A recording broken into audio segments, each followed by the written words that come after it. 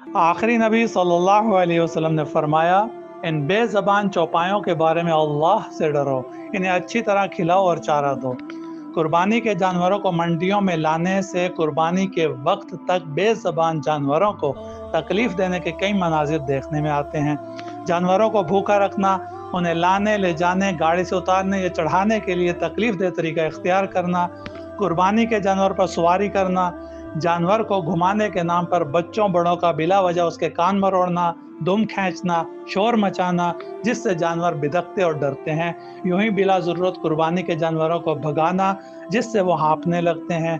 अलगरज़ हर वो अमल जिससे जानवर को तकलीफ़ और ईज़ा देना लाजिम है, शरीयत में ममनू है। बाज़ बच्चे कुर्बानी के जानवरों को आपस में लड़ाते हैं।